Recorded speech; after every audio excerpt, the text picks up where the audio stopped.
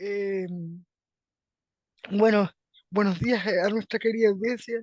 Es un placer estar aquí junto con Fiorella en un nuevo capítulo de este podcast experimental, El recto camino en este caso, el recto camino de Epicuro por una filosofía del placer. Así que, o una ética del placer. Así que los dejo aquí con Fiorella para que ella les comente un poco más de qué va el asunto, ¿no? Buenos días, muchas gracias por la invitación.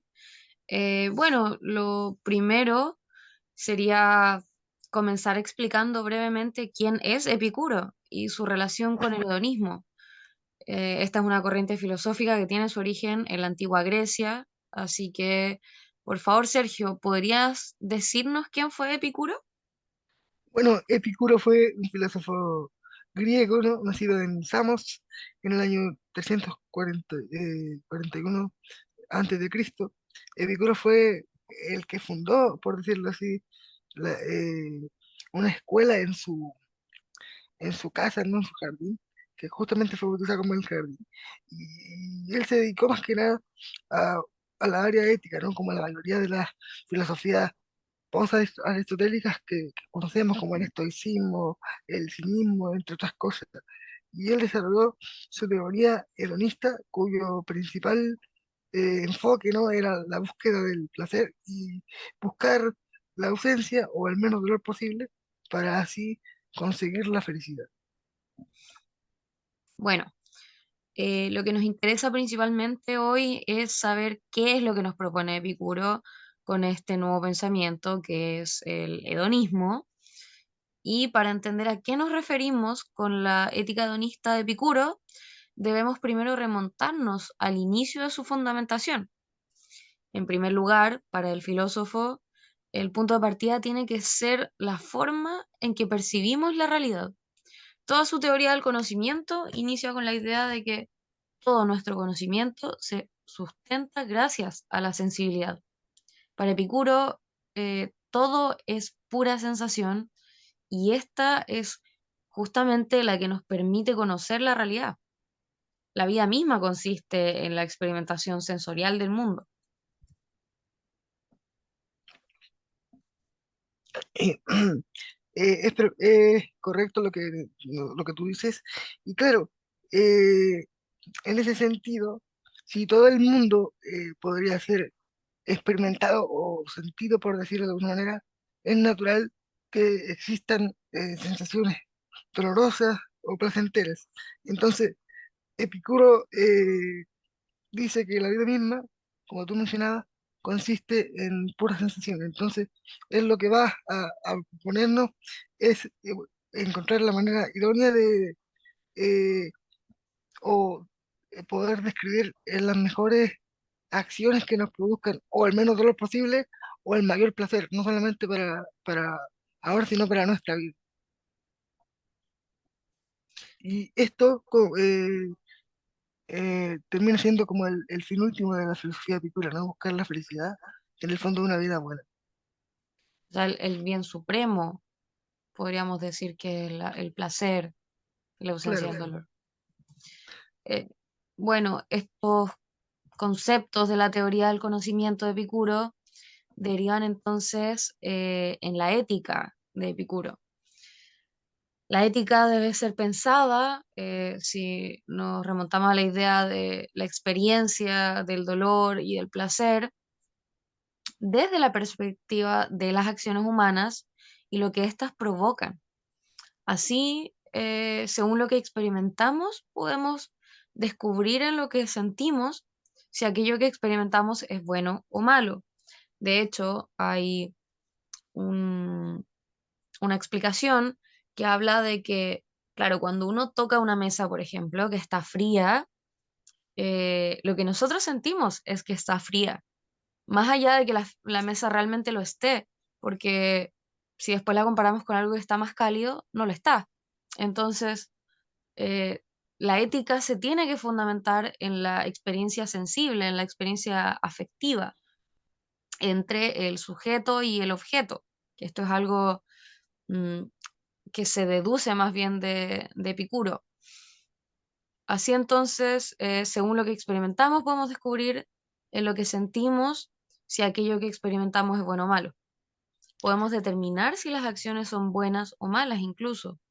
Con esto ya tenemos una primera idea del origen del hedonismo, que sería la búsqueda del placer y, como ya habíamos mencionado, la aversión hacia el dolor, que son siempre fundamentados en la sensibilidad misma. Em, exacto, como Fiorella bien menciona,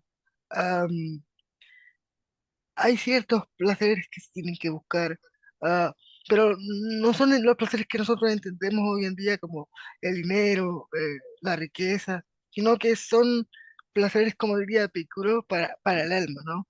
Ese placer que te llena de sabiduría y, en palabras suyas, eh, como o sea, te permiten desarrollar la virtud también, ¿no? Un hombre que que conoce y busca los mejores placeres, termina por desarrollar una mejor vida. Y no solamente en lo material, sino en la contemplación de las cosas, en la sabiduría o contemplación del mundo, ¿no? Claro, de hecho,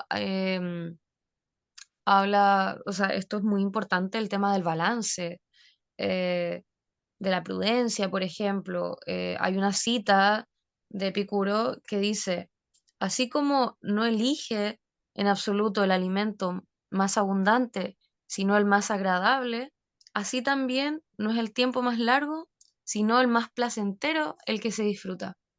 Refiere mucho a la elección de placeres que sean realmente eh, más valiosos unos que otros. ¿Podrías explicar un poco más a qué te refieres con este mismo tema que tú mencionas sobre algunos placeres más importantes, por favor? Mira, en relación a lo que tú mencionas, no es como eh, con- eh, conseguir todo tipo de placeres, qué sé yo, sino que, como tú mencionas, el placer justo. Por ejemplo, si yo tengo hambre, esa es mi carencia, mi ausencia, ¿no? Que Epicuro también entiende el dolor como la ausencia de algo. Entonces, si yo tengo hambre, naturalmente voy a querer sentir placer satisfaciendo mi hambre y Epicuro busca esa recta, como ese recto camino entre el placer justo y el dolor justo también, ¿no?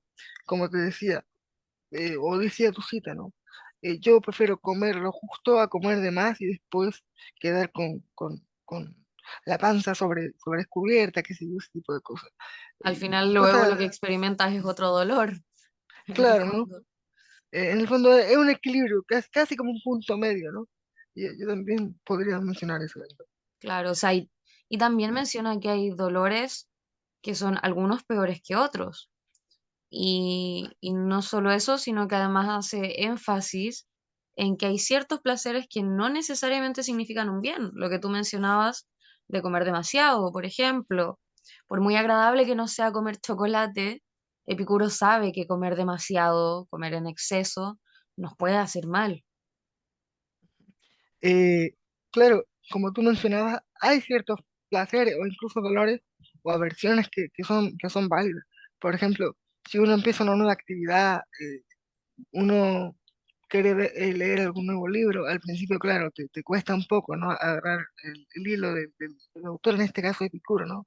Si tú lo lees por primera vez, te cuesta, pero al final terminas después de haber pasado ese dolor o esa aversión, haber desarrollado un mejor placer que en ese sentido que sería conocer mejor a Epicuro, ¿no? Yo creo que a eso se refiere. Y hoy en día como que todos queremos evitar los dolores, qué sé yo, o las cosas complejas de la vida, pero en el fondo hay cierta resiliencia también en esa postura de querer, que nos menciona Epicuro, de, a pesar de los dolores, poder aprender de ellos y desarrollarlos de mejor manera, y haber pasado por ellos nos va a permitir desarrollar una vida más placentera, ¿no? Lo mismo pasa con el ejercicio o otro tipo de cosas que se nos pueden. Claro, justamente, por ejemplo, en el caso del ejercicio puede resultar una actividad dolorosa, pero es un dolor menor, es superficial y que se realiza con un objetivo de conseguir un bien mayor, un placer mayor. Los resultados que pueden ser salud, fuerza, agilidad, etcétera.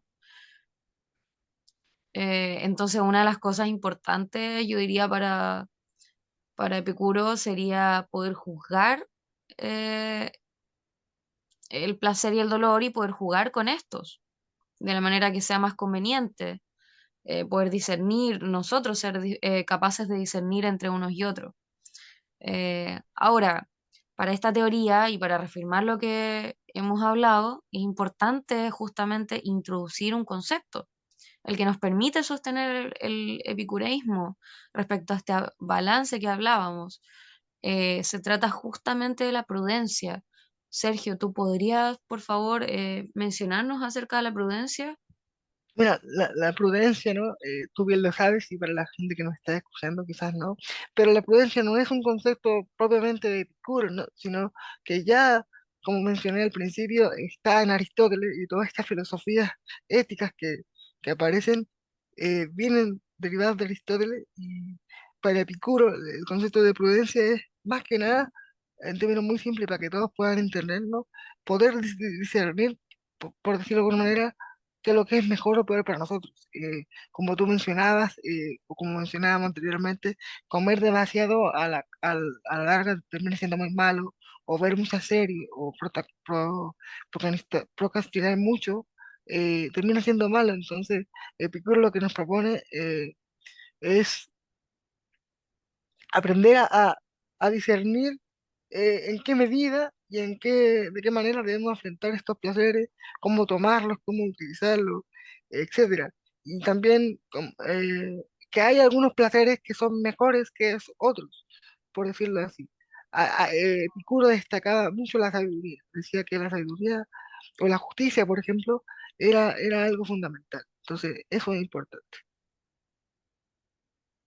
Em, bueno, respecto a la prudencia, aprovechando que justamente es el concepto con el que jugamos nosotros para la portada de este podcast, ya que aparece una frase a modo de meme un poco, que dice, mi mayor vicio es la prudencia. Claro, es un poco irónico en realidad, porque Sí, justamente no es un vicio, sino que es en realidad lo que nosotros entendemos como una virtud, o sea, es algo positivo que nosotros debemos un poco cultivar, acostumbrar. claro. En Em, ese, ¿Cómo, perdón? mm. En ese sentido, la prudencia, yo diría que de cierto modo es como la gran madre de todo lo que Epicuro plantea, ¿no? Si no hay prudencia, no podemos tener una base para poder como poner las cosas en una balanza y poder tomar ciertas decisiones, qué sé yo. Y Epicuro decía, ¿no? La prudencia es la madre de todas las virtudes, por eso en la fotito él aparece ahí, o el filósofo aparece con la prudencia como caballito de batalla, literalmente.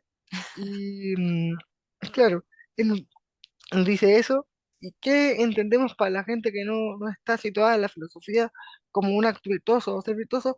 Básicamente tener buena vida. Y todo esto que hemos conversado, poder aplicarlo a nuestra vida de la forma más tranquila posible, nos va a llevar a una mejor vida, a una mejor forma de vivir, de entender la realidad o entendernos incluso con las otras personas. Por eso ahí está el caballo, todo central ahí porque la prudencia cumple ese rol, ¿no? Casi como de organizadora, Claro, es diría un yo. motor, un sostenedor. Claro, Bueno, según entiendo, Epicuro señala que esta misma, la prudencia, nos va a ayudar a conseguir ciertos placeres y evitar ciertos dolores, pero también a saber qué cosas valen la pena y cuáles otras no valen la pena. Esto no solo respecto a dolores y placeres físicos. Para Epicuro es principal la tranquilidad, el estado de paz. Todos deberíamos velar, según él, por conseguir estar en paz con nuestra propia vida, con nosotros mismos. Y para eso es necesario reflexionar eh, respecto a la adversidad y respecto a aquellas cosas que nos preocupan. Incluso ya si lo llevamos a un nivel muy extremo, que es lo que hizo Epicuro respecto al caso de la muerte. eh, claro, en este sentido, el autor nos menciona una cita bien famosa que incluso está en TikTok o en Instagram, uno siempre la ve, o por ejemplo cuando uno critica mucho ciertas posturas religiosas, Epicuro nos dice, si la muerte, como ya hemos mencionado, si el vivir en el mundo es pura sensación, y cuando nosotros morimos, la sensación desaparece, porque estamos muertos, valga la redundancia, la muerte no nos debería preocupar tanto. Entonces, a él ya nos está diciendo ya que la muerte no es tan importante, porque cuando nosotros estamos vivos, la muerte no está, y cuando nosotros estamos muertos, la vida tampoco está, entonces no se juntan nunca, entonces no vale la pena perder mucho tiempo o mucha estabilidad emocional en este caso, como mencionaba Fiorella, reflexionando de más o de menos incluso sobre la muerte. Pero eso no implica que no se deba hacer, sino que se debe hacer en la justa medida. Y eso es y esta cita fue un ejemplo perfecto de eso. Claro, esta cita nos lleva a retomar la teoría, de hecho, del conocimiento y de la realidad, incluso, eh, por justamente lo que tú mencionabas de la sensación y de la muerte. Podemos darnos cuenta de que si la vida es sensación, la muerte, por otra parte, como decías, es la ausencia de sensación. Y ya que las sensaciones son la forma en que experimentamos el mundo y la única forma en que podemos sentir dolor, la muerte no debería preocuparnos, pues cuando ella aparece, como menciona en el libro, nosotros ya no estamos y no sentimos dolor. Gracias a este razonamiento podemos darnos cuenta de que el miedo a la muerte no vale la pena y que lo que sí vale la pena es la búsqueda de una buena vida en que se balancee correctamente el placer y el dolor. Lo que vale la pena es nuestra vida mientras se está viviendo. Por ejemplo, en el mismo caso del deportista, que haga ejercicios que le producen un dolor momentáneo, pero aguantable, a cambio del placer futuro de aquello que quiere lograr. Claro, sí. Estoy totalmente de acuerdo con eso, ¿no?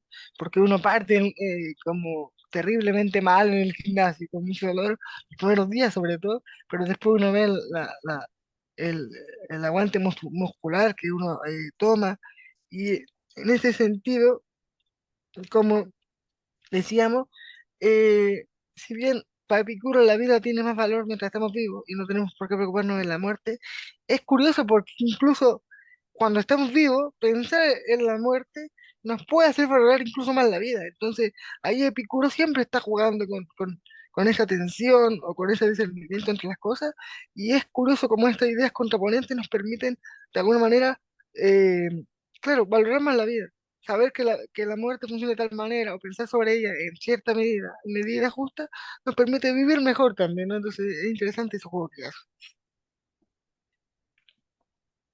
Entonces, en términos generales, ¿existirá una guía o una idea de placer máximo guiado por la prudencia, por decirlo de alguna manera, querida Fiorella? Bueno, justamente aquí es donde encontramos el concepto griego de la eudaimonía. Esta refiere a la relación de una vida tranquila, o sea, la realización de una vida tranquila y placentera, librada eh, tanto del dolor físico como del dolor del alma. En eso consiste para Epicuro el llevar una vida virtuosa, una vida moderada, sencilla y racional, donde no hay espacio para sufrimientos innecesarios, como el miedo a la muerte, por ejemplo.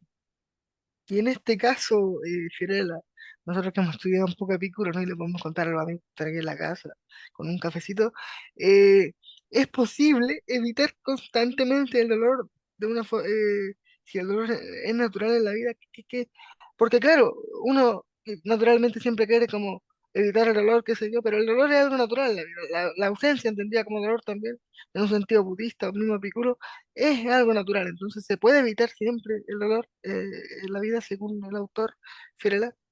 Bueno, resulta que en la carta a Meneceo podemos observar que Epicuro llega a una conclusión que nos recuerda, como tú decías, a la doctrina budista.